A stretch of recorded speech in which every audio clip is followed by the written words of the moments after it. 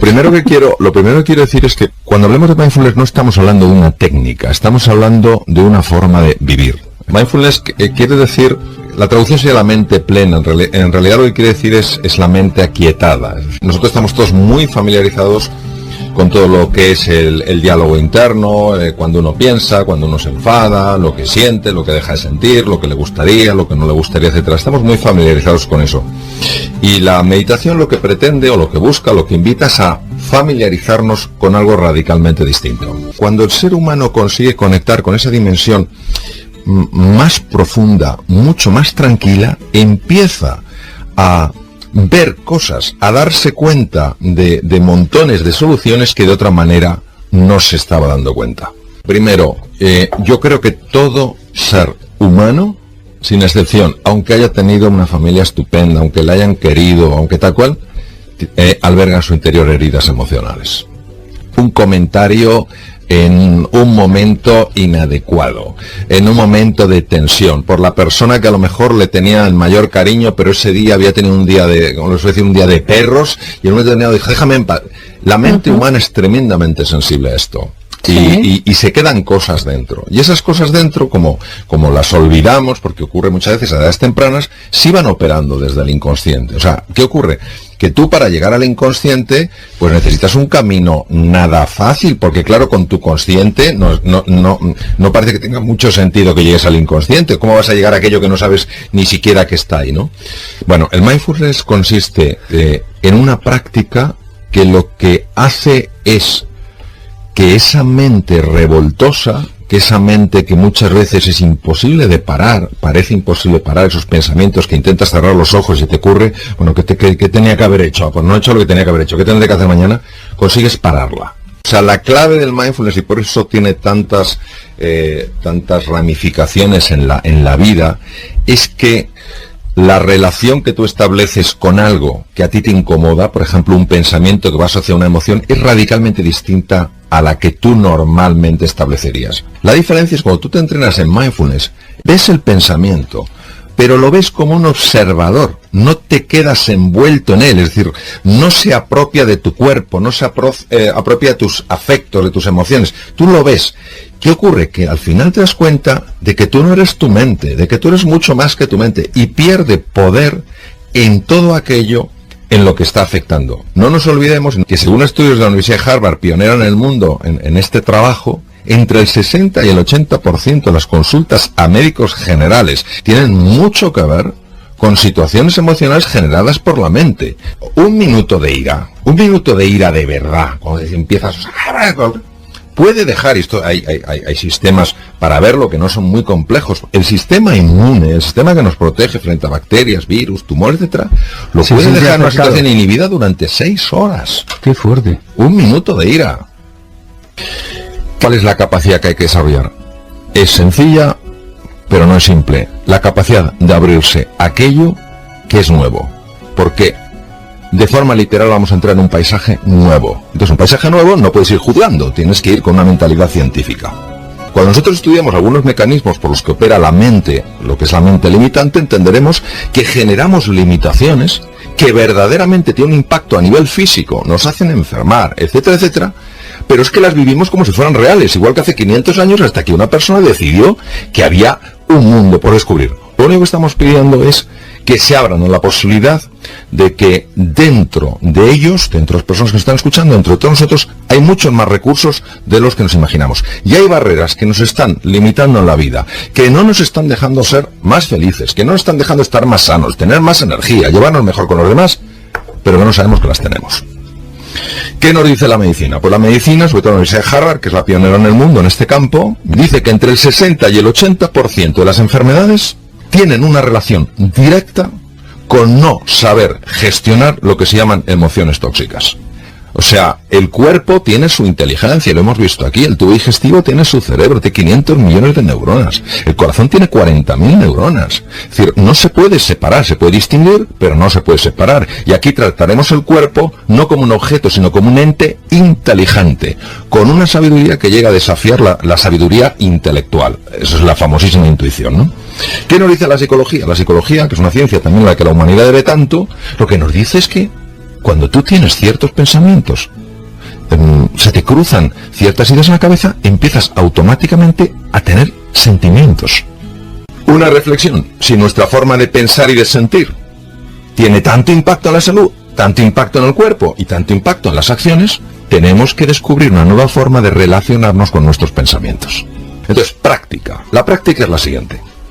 Durante 3 veces al día, no importa si son 2 minutos, 3 minutos, 4 minutos, quiero pedir a las personas que nos están escuchando que hagan lo siguiente. Que sencillamente observen lo que acabo de decir. Observen cómo ciertos pensamientos tienen la capacidad de generar ciertos sentimientos y ciertas situaciones en el cuerpo. Solo lo observen. En lo agradable y en lo desagradable. Es decir, quiero que reconocer, quiere decir volver a conocer, cómo el pensamiento, el sentimiento y el cuerpo están ligados, porque va a ser clave en lo que haremos. Entonces, esta capacidad de observar con cierta distancia, aunque cueste, no importa si sean 2 o 3 minutos, es esencial. Recordamos primero que valoramos el silencio, porque el poder más inmenso está detrás del silencio más profundo. Es decir, nuestra mente racional no entiende el silencio, pero en el mindfulness el silencio es clave. El segundo tema es la importancia de permanecer en el presente.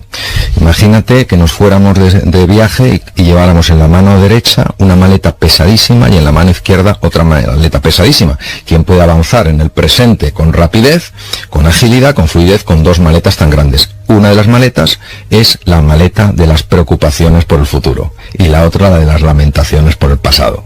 El mindfulness, al estar en el presente, dejas caer esas 2 maletas, con lo cual, lógicamente, el organismo lo nota de una manera extraordinaria. Tercero, ¿por qué es tan importante atender al cuerpo? ¿Por qué la respiración? ¿Por qué todo esto de prestar atención a tus sentimientos? Porque muchas veces se nos ha metido el miedo en el cuerpo. Entonces realmente el miedo se mete en el cuerpo, el miedo se mete en las células, y el mindfulness lo que hace es, al prestar atención al cuerpo, le permite que se exprese. Einstein decía que ningún problema importante puede ser resuelto en el mismo nivel de pensamiento en el que surgió.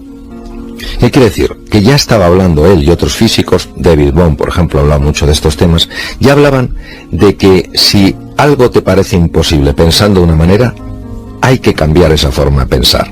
Vamos a hablar de los principios. El primer principio es: no te conviertas en juez sino en explorador. Entonces, no juzgues los pensamientos como buenos, como malos, como agradables o como desagradables. Sencillamente explora cuál es tu tendencia. La gran dificultad del mindfulness estriba en cómo tratas a los pensamientos. Cuando el pensamiento es desagradable, te lo quieres quitar de encima. Y cuando el pensamiento y el sentimiento que traes son agradables, no quieres que se vayan. ¿Y qué es lo que hay que hacer? Este es el problema. Lo que hay que hacer es observarlo. Observar esa tendencia. Darte cuenta de cómo tiendes a reaccionar dependiendo del tipo de pensamiento, de nuestra tendencia a catalogar lo bueno, lo malo, lo agradable, lo desagradable. Y yo lo que pregunto es lo siguiente: ¿no ha habido cosas desagradables en nuestras vidas que gracias a que las hemos vivido hemos conseguido aprender cosas extraordinarias? ¿No ha habido momentos difíciles a los que no hemos tenido que hacer frente, no hemos tenido más remedio que hacer frente, y por haberles hecho frente hemos conseguido descubrir cosas nuevas? El gran problema de la mente es que cataloga muy rápido. Agradable lo quiero, desagradable no lo quiero.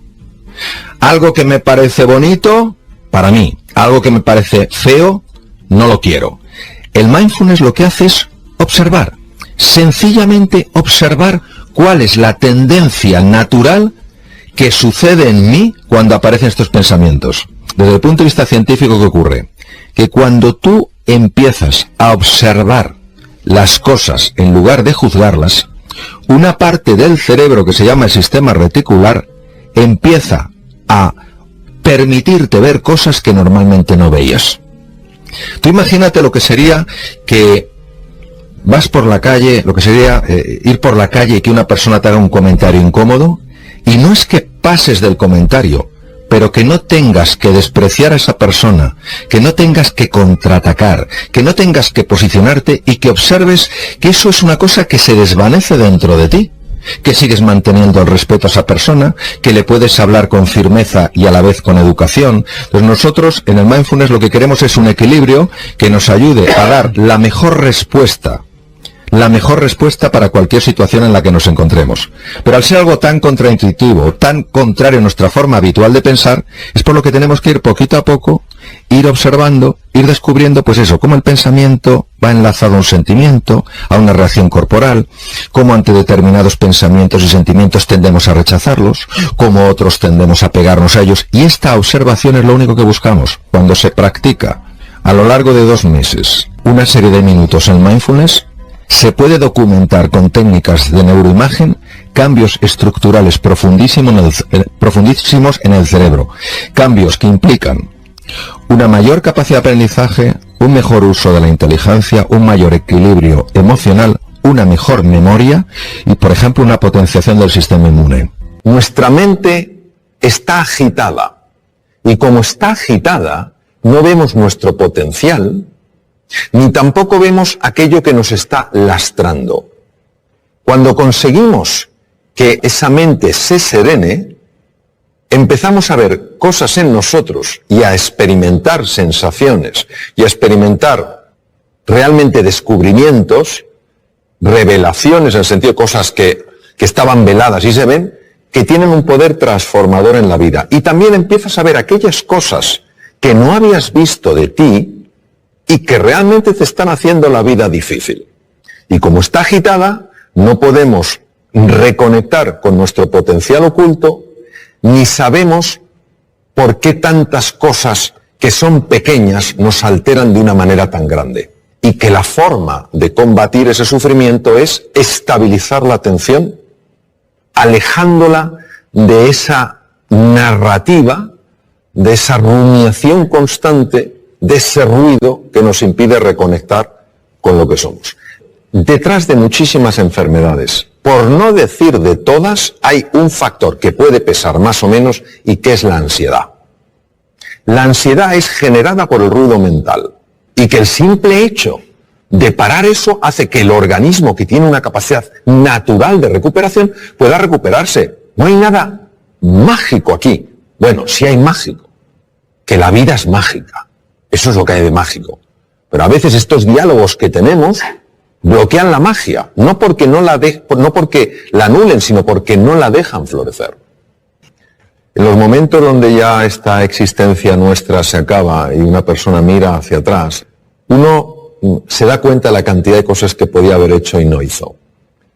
¿Qué quiero decir? Quiero decir que esta vida, yo creo que el tiempo que la vivamos es una vida para vivirla con intensidad, con dificultades, con desafíos, que nos enfoquemos en lo que realmente es relevante. Que cuando llegue el final de nuestra vida, digamos como Neruda, confieso que he vivido. Que podamos decir, confieso que he vivido la vida y no que la he visto pasar. Y esa toma de conciencia, esa reflexión es lo que creo que nos puede ayudar sencillamente a que la música emerja, porque el ser humano está llamado a eso, a hacer sonar su música. O sea, todos tenemos una música, y es una música preciosa, todas diferentes, todas complementarias. Eso es lo que quiero decir, que no nos conformemos con vivir una vida de ruido, sino que vayamos encontrando esa música a base de enfocarnos en las prioridades, para que al final de nuestra vida podamos decir, como decía Neruda, confieso que he vivido. Yo creo que los seres humanos tropezamos 100 veces sobre la misma piedra por falta de humildad. La humildad es para mí la virtud más grande que existe, porque es para una persona probablemente la más difícil de vivir plenamente, que no es la modestia, no es ser una persona así apocada, es la humildad de corazón. Cuando una persona es realmente humilde, son personas que tienen mentalidad de principiante. Es decir, puede ser un premio Nobel y te está escuchando como si fuera un alumno tuyo. Pero yo qué le puedo enseñar a este hombre. Pero está plenamente ahí. Cuando comete un error, lo que más le interesa no es buscar culpables, ni en él, ni en ella, ni en los demás, sino averiguar qué es lo que ha pasado. Es una mentalidad mucho más científica, interesada, curiosa, que una mentalidad enjuiciadora. Porque creo que cuando una persona es humilde y tropieza con una piedra, está dispuesta a reconocer que ha tropezado con una piedra y no a intentar ocultarse ante sí misma o ante los demás qué ha sucedido. Porque creo que cuando una persona es humilde y tropieza con una piedra, se deja asesorar, pregunta, escucha, pide ayuda y se deja ayudar. Creo que nuestra soberbia nos mata. No queremos aceptar las cosas como son. Queremos que sean a nuestra medida. Queremos que la vida se pliegue a nuestros deseos. Por eso no fluimos con la vida. Cuando aparece algo que no nos gusta, nos preguntamos ¿por qué? En lugar de ¿para qué? Y todo eso creo que es lo que hace que nos cueste aprender. Y si yo lo llevara a una metáfora, creo que la vida se vive en plenitud cuando el que pilota el coche es la conciencia. Y en el copiloto va el ego. Pero cuando el ego es el que pilota, te puedes tropezar 100, 1000, 100.000, que nunca aprenderá. Las personas muchas veces no cambiamos no porque no se pueda cambiar, sino porque no estamos dispuestos a hacer lo que hay que hacer para cambiar. Ni tenemos el nivel de inspiración y de ilusión suficiente como para estar verdaderamente comprometidos y levantarnos después de cada caída, ni tenemos una estrategia que funcione y que podamos aplicar, ni a veces tenemos la disciplina necesaria para ir incorporando ciertas prácticas en el día a día. Cuando uno tiene la inspiración, es decir, ves una posibilidad en tu vida que dices, oye, si esto apareciera en mi vida, oye, voy a otro nivel. Cuando tenemos una estrategia que no tiene que ser ni sofisticada ni compleja, sino sencilla, estos son los pasos que he de seguir. Y cuando tú cada día te vas entrenando, es inevitable que se produzca un cambio en la citoarquitectura del cerebro. Todos nosotros podemos cambiar, podemos activar genes, podemos desactivar genes, podemos crear nuevas conexiones. Entonces, nos dice la neurociencia que vivamos con pasión, con entusiasmo, que vivamos con fe en nosotros y en nuestras posibilidades, y que estemos dispuestos a llevar a cabo el entrenamiento necesario para incorporarlo, para que pase del saber al saber hacer. Y cuando uno está con personas realmente relevantes en el mundo del deporte, en el mundo de la ciencia, te das cuenta de la disciplina que ponen en su vida. Todos los días se entrena. No hay un día que digan, no, hoy no me entreno. Se entrenan un poquito. Y eso es una maravillosa oportunidad porque quiere decir que nuestro pasado no tiene por qué predecir nuestro futuro. Si una persona quiere cambiar cómo ha vivido hasta ahora, lo puede hacer. Ahora necesita estos ingredientes. Un verdadero entusiasmo, una motivación que le genere el compromiso, una estrategia que sea razonable, no tiene que ser compleja, y una práctica constante para que al final no haya nada que creerse, porque tú mismo lo puedes verificar.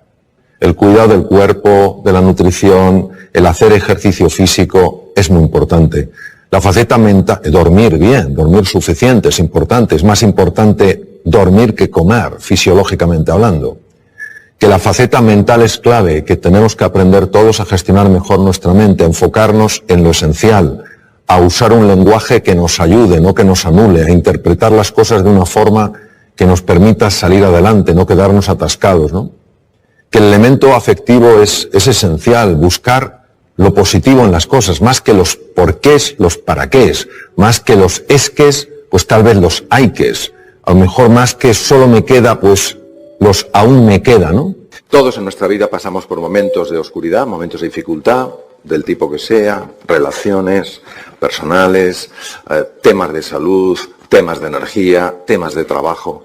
Y lo importante es tener muy claro una cosa, que siempre hay luz dentro de cada uno de nosotros. Las demás personas nos pueden recordar que tenemos luz, pero no nos dan la luz. La luz la tenemos dentro. Lo más que pueden hacer es ayudarnos a descubrirla. Y cuando la luz nos ilumina, pasa algo fascinante, que es que nadie nos tiene que señalar con el dedo y nadie nos tiene que decir, oye, tienes que mejorar en esto, esto no lo haces bien, tal cual, sino que uno automáticamente lo ve. Ve tres cosas. Ve lo que se está haciendo bien, ve lo que no se está haciendo bien y ve lo que es necesario cambiar. Pero lo fascinante de cómo se ve es que se ve sin juicio. Es decir, no te sientes mal en el sentido de no te sientes juzgado, criticado, humillado, minimizado, avergonzado por ver lo que no estás haciendo bien. Te duele, te genera tristeza, pero no te genera ni vergüenza ni culpa. Es una observación sin juicio. También te das cuenta, obviamente, de lo que estás haciendo bien, y eso te genera alegría sin arrogancia. Por verlo no te vuelves una persona pedante, no te vuelves una persona que mire a los demás con un ángulo distinto, como si estuvieras por encima y ellos por debajo, sino que sencillamente lo disfrutas, lo reconoces, pero no te salen plumas de pavo por ello. Y sobre todo, lo más interesante, al menos en mi experiencia, es que te das cuenta de manera inmediata y fulminante de aquello que necesitas cambiar. Lo que vamos a hacer es conectar con esa luz interior. No se puede conectar con esa luz interior, no se puede conectar con esa fuente de sabiduría, de creatividad, de energía, de compasión, si uno sencillamente no se da permiso a explorarlo. Si uno sencillamente no tiene interés de mirar dentro, porque cree que es siempre más interesante lo que hay fuera que lo que hay dentro. Y por supuesto, en la vida todos nos encontramos con encrucijadas. Encrucijadas donde te encuentras a lo mejor con un desierto, donde todo es igual, donde el calor es insoportable, donde la sequedad no hay quien la aguante. Y puedes hacer dos cosas: afrontarlo, hundirte, huir o atacar. Y como no estamos en el mundo de los juicios, no es lo bueno o lo malo, es que cada camino tiene sus consecuencias.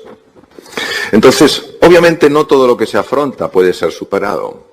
Nada de lo que no se afronta puede ser superado. Lo digo también porque, igual que muchas veces se nos vende la idea, una idea que construimos entre todos, de que la gente que consigue grandes retos es gente especialmente dotada, con una formación que otras personas no tienen, títulos académicos, etc. También estamos muy obsesionados en buscar la seguridad siempre. Todo tiene que ser controlado, todo tiene que ser familiar, todo tiene que ser manejado. ¿Y si esto fuera un error que se paga de forma muy seria? Entonces, tenemos que entender que en la vida no hay seguridades, solo hay una, todos la conocemos, el resto jugamos con opciones, jugamos con oportunidades, no jugamos con certezas. Se habla mucho de la importancia del sí, del sí, del sí, del sí, que está muy bien. Hoy voy a hablar de la importancia del no. Voy a contaros una serie de cositas pequeñas en relación al no y la importancia de incorporar el no a nuestra vida. Obviamente está el sí a los sueños, el sí a los retos, el sí a la ilusión, el sí a la confianza. Creo que también hay algunos.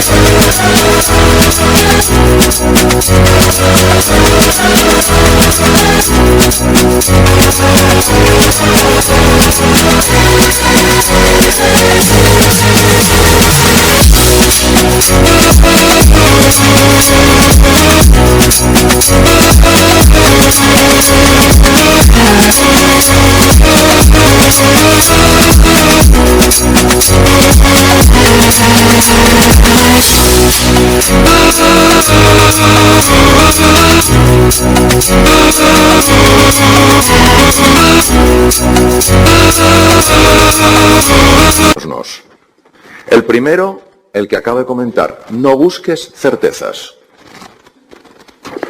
Primero, porque no las vas a encontrar. Y segundo, porque te va a debilitar esa búsqueda.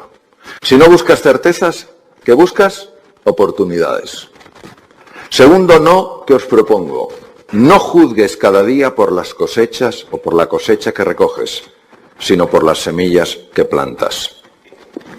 Conviértete en un sembrador de ilusión, en un sembrador de confianza, en un sembrador de alegría, en un sembrador de inspiración. Porque si tú siembras, estás moviendo una energía radicalmente diferente a la que se mueve si solo te importa cosechar. Y es que si uno se siente separado de la vida, necesariamente piensa solo en lo que recoge. Pero si uno entiende que todo en la vida está conectado, también cuenta lo que siembras.